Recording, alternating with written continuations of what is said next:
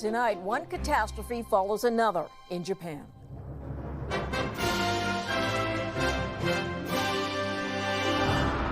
A deadly collision on the runway. This plane I just sat on completely destroyed. At one of the world's busiest airports.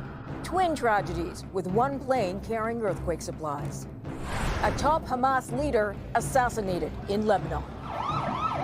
Fears of a widening war in the Middle East. Also, fire and frantic moments in Toronto subway. Plus, the growing gap between the big bosses and workers. When corporate profits go through the roof, bonuses go through the roof. Canada CEOs ringing in the new year and raking in the big bucks.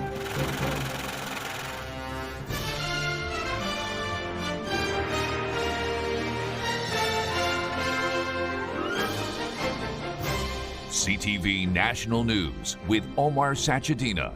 Reporting tonight, Mirella Fernandez. Good evening. Investigators will try to determine what led a full passenger plane to crash into a smaller aircraft while landing at a Tokyo airport. An explosion lit up the night sky when the Airbus touched down. The Japan Airlines plane fully engulfed as it sped along the runway. Passengers and crew scrambled off just before the fuselage disintegrated. And we're now seeing what's left of it by daylight in the early morning hours in Tokyo. Some of the airline passengers have minor injuries tonight, but 5 of the 6 people in the smaller craft didn't survive. CTV's Annie Berger-Oliver tonight with eyewitness accounts. When the fireball ignited, Japan Airlines Flight 516 was just touching down, and immediately passengers knew something was terribly wrong. I feel this very, very warm sensation in the left side of my face. And I look to the left and I see flames all over the windows. And the plane starts to shake and all the lights turn dark and everyone starts screaming in Japanese. 17-year-old Anton Deeb was on the Airbus A350 heading to Tokyo from the Sapporo region when it collided with a Japanese Coast Guard plane on the runway. The Bombardier Dash 8 was getting ready to take off with supplies for earthquake victims. We just continued running and then I remember looking back and just seeing this plane I just sat on completely destroyed by fires. Though the Airbus was charred beyond repair, the smoky evacuation is being called a miracle. All 367 passengers and 12 crew members made it out alive. The standards are that the aircraft has to be evacuated within 90 seconds with only half of the emergency exits available. And that's the standard that these flight attendants are trained to. And they did an outstanding job. But those on the Coast Guard plane were not as lucky. Of the 6 people on board, only the captain survived. What led to this fatal crash, now part of what could be a lengthy investigation by Japanese authorities. What we think what happened is that this was pilot error. Somebody, probably on the Japanese Coast Guard side, taxied onto that active runway when they weren't supposed to. As part of this investigation, authorities say they are looking at the communication between the planes and air traffic control and whether the Airbus Mirella was cleared to land. All right, Annie, thank you. And as Annie mentioned, that cargo plane was helping with earthquake relief, badly needed after the New Year's Day quake in western Japan. Officials now say at least 57 people are dead. Thousands of homes, vehicles, and boats were destroyed. The 7.6 magnitude quake also cracked roads, knocked out power, and forced thousands to flee. While the death toll continues to rise, officials say public warnings about the quake appear to have limited some of the damage. It is missile damage they're cleaning up in Ukraine. A new wave of Russian attacks left at least 5 people dead and more than 100 wounded. Areas around the capital, Kyiv and Kharkiv, were hardest hit, bombarded by missiles, drones, and hypersonic weapons that fly at several times the speed of sound. There has been escalating cycles of air assaults by forces on both sides. One single drone attack has the power to fully ignite the Middle East conflict. A senior Hamas leader has been killed in Lebanon. Saleh al-Aruri was taken out at a building in Beirut in what is being called a surgical strike. CTV's Judy Trin has more on the man who was the target. The aftermath of an assassination. 57-year-old Saleh al-Aruri was killed in the drone strike. He founded Hamas's military wing. He was second in command and designated a global terrorist by the U.S. No one is safe. They launched an attack, a bloody, deadly attack on Israel on October 7th, and Israel is out to get all of them. Al-Aruri was living in Lebanon, in a Beirut suburb, controlled by another Iranian-backed group, Hezbollah. I think this just really highlights what the Secretary General had just said about the dangers of the spillover of this conflict in the wider region. Protests erupted tonight in the West Bank, where al-Aruri funded and directed militants. Israel has not claimed direct responsibility, but had previously promised it would hunt down Hamas leaders overseas. Defense Minister Yoav Gallant told soldiers the campaign won't end until Hamas no longer functions as a governing and military body. But thousands of troops are being withdrawn from northern Gaza, partially because they're needed to sustain the Israeli economy. More than 300,000 reservists were drafted, nearly 15% of the country's workforce. Fighting is now concentrated in the south, near Khan Yunis, where the remaining 130 hostages are believed to be held. Former hostage negotiator Gershon Baskin says al-Aruri was also involved in the current negotiations with Hamas to release Israeli captives. Al-Aruri's death throws negotiations into disarray. This does not fare well for the Israeli hostages, of course. Military pressure is not going to release the hostages. Meanwhile, Israel is facing a legal challenge to its war.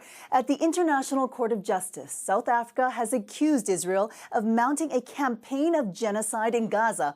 Israel is contesting the claim and argues that South Africa is complicit in Hamas' efforts to destroy the Jewish nation. Morella.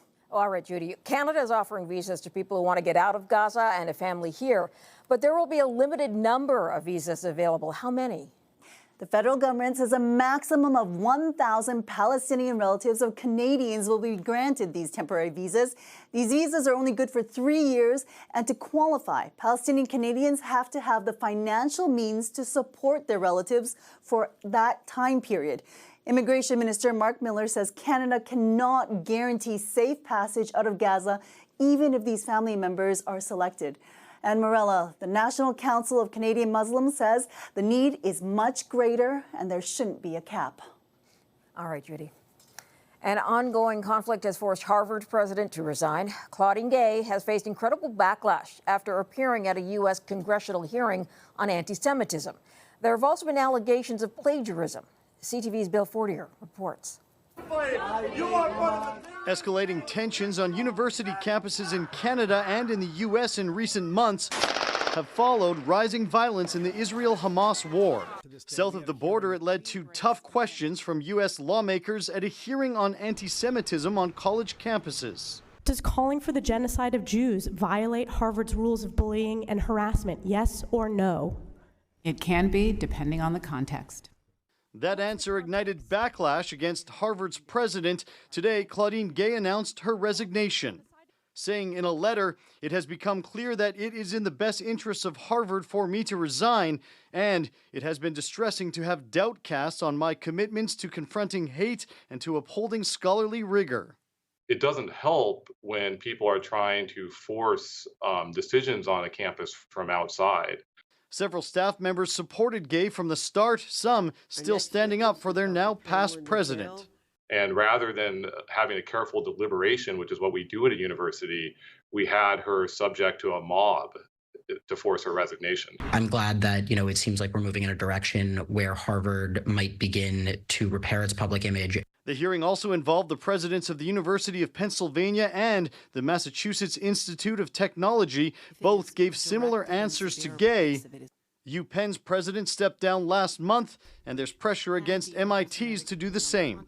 At Harvard, Claudine Gay initially said she would stay on. Then allegations surfaced of plagiarism in her academic work. Gay admitted to what she calls inadequate citation in 3 papers, including her PhD dissertation. Claudine Gay was only on the job for 6 months. Her presidency now the shortest in the history of the world-renowned university. Marilla. Bill, thanks for that. In Edmonton, 2 men were randomly stabbed by a stranger. Both the victims are at hospital fighting for their lives. Police say a 63-year-old man was stabbed while walking home. About 20 minutes later, a 45-year-old father was attacked. The suspect then fled on foot. We don't know who it is just yet and what their history is. From my experience, I feel that this person probably does have a violent history, considering what occurred, and with no seemingly reason for it. Surveillance stills of a suspect have been released. 2 families are starting the new year in mourning after a fatal collision in Montreal. As CTV's Matt Grillo reports, a 23-year-old driver is now in custody, facing serious charges. There is still police tape at the corner of Henri Bourassa and Lacadie Boulevard. It was here about an hour after midnight on New Year's Day when police say 2 men in their 30s were fatally hit by a car. Montreal police say the driver fled the scene. We had the information that the vehicle that collided with those 2 pedestrians left the scene, then stopped. So we did some searches. Later on Henri Bourassa and Dutrisac, the car was found, but there was no driver. So the K9 unit was called to locate the driver. He left his car and was hiding. So from there, with the searches, the K9 unit did a proper search and we were able to arrest. Police say the driver is facing 6 charges: dangerous driving causing death, hit and run causing death, and driving under the influence causing death. Police say he was speeding at the time of the crash. We know for a fact that he was under the influence. Now at the hospital there was a blood test that was taking a blood sample. Impaired driving is impaired driving, if it's drugs or alcohol. Teresa Ann Kramer from Mothers Against Drunk Driving is urging people to plan ahead when going out. She also wants Quebec to impose administrative sanctions to drivers who have a blood alcohol level of 0.05%. Administrative sanctions, where they take away your car and they take away your license, have reduced the death rate in BC by 45%. Why can't we have that here? Matt Grillo, CTV News, Montreal. As you budget for the year ahead, consider this. In just about 8 hours, Canada's top CEOs make more than the average Canadian worker makes in a year. And inflation, which has stressed so many people out, has actually been a bonus for them. Here's CTV's Sarah Plowman. By today's mid-morning coffee break, Canada's top paid CEOs already earned more than the average Canadian will all year. I think it's sad.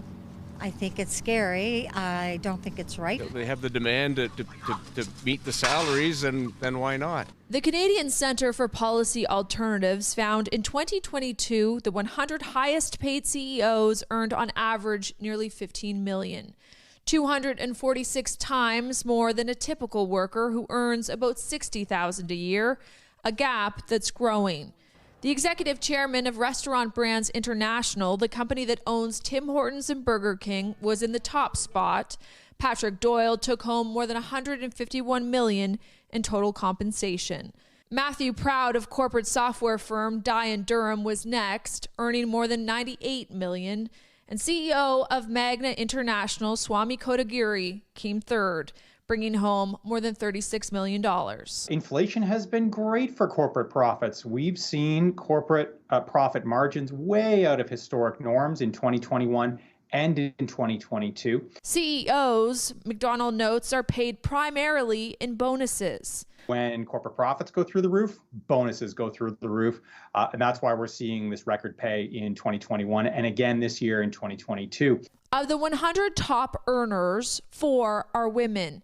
Linda Hassenfratz, Tracy Robinson, Anne Fandozzi, and Nancy Southern. Such a small number, 4 out of 100 CEOs. There's more Marks and Scotts than there are women. And it also tells us a bit that there is a gender pay gap, even at the highest levels of compensation. The Canadian Centre for Policy Alternatives began tracking CEO data about a decade and a half ago. Back then, CEOs were making about 150 times more than the average Canadian. Now that number is 246 times. Marilla. All right, Sarah. I doubt the CEOs are taking public transit. For those who were, some scary moments on the Toronto subway. Plus, marriage milestone, an 80th anniversary.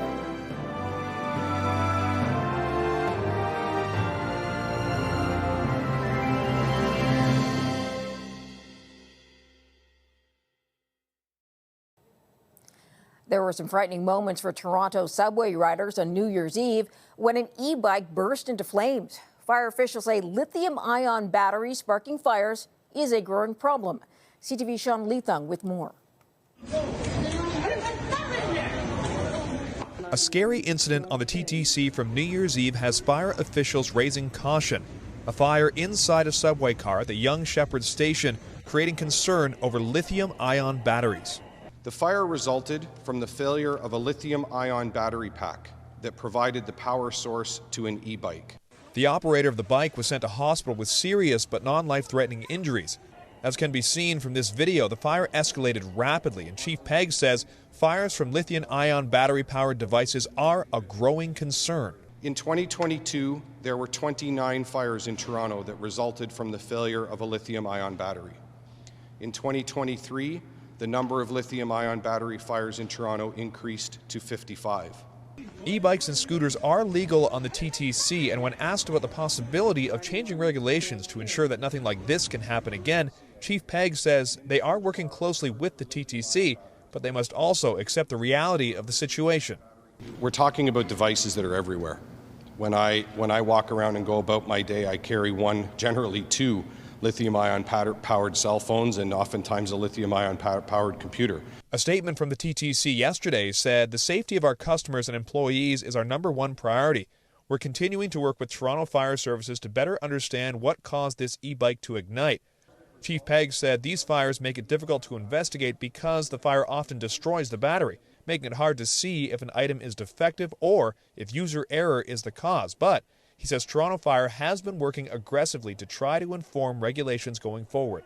And this is not an uncommon thing. When technology advances at the rate that we're seeing this type of battery technology advance, it almost always outpaces things like codes and standards and regulations. He says passengers and staff did the right thing to prevent further injury in this incident.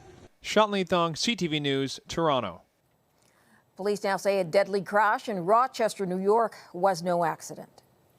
It appears to have intentionally been driving towards the pedestrian crossing. A man rented an SUV, loaded it with a dozen gas canisters, and sped towards a crowd, leaving a concert, killing 2 people in an Uber and injuring 9 pedestrians. The driver died too. His family says he was mentally ill, and investigators found no links to terrorism. And we have a daring cliffside rescue mission to tell you about tonight. 75 feet. Perfection. The U.S. Coast Guard was called in after a dog fell off a cliff at a state park in Oregon yesterday. The dramatic moments captured on camera show a rescuer lowered from a chopper onto the beach. Once the aircrew found the dog, it was carefully placed in a basket and then hoisted back up to safety. Dogs in the basket coming up. Leo the dog was soon reunited with his owners with a warm blanket and hugs. Straight ahead, Canada's hockey heartbreak. And now Stanford shot scored! Out in the first playoff round at the World Juniors.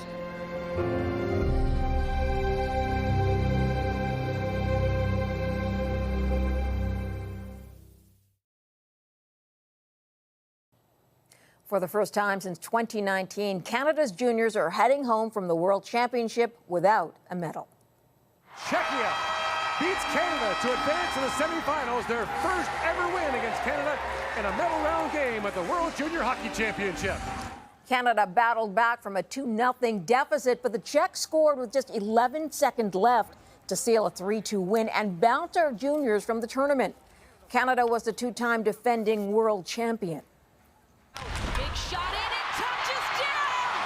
Ottawa's first goal! And hockey history was made tonight. A record crowd for a women's game. About 8,000 fans bought tickets for Ottawa's home opener against Montreal in the new Pro Women's League. Montreal won 3-2 in overtime. A Powerball player scored a massive payday, winning a whopping jackpot worth $842 million U.S. The winning ticket was sold at this convenience store in Michigan. If that person chooses a cash payout, they take home $425 million or $566 million Canadian. A Missouri couple had a different reason to celebrate, a major marriage milestone. Okay, 1, 2, 3. 4 generations gathered around Andrew and Bertha Kowalczyk to mark their 80th anniversary. He is 103 years old, a Second World War veteran. She is 102. He gave me a ring at Thanksgiving, but we weren't going to get married, not until after the war. That engagement was in 1943. But Andrew changed his mind about waiting, so on New Year's Day, the couple tied the knot and have been together ever since. 80 years is a long time. 6 children, over 24 grandchildren, and great-grandchildren later. A lot to cherish and seal with a kiss. After the break, a treasured touchdown. A small town celebrates a woman's aviation feat.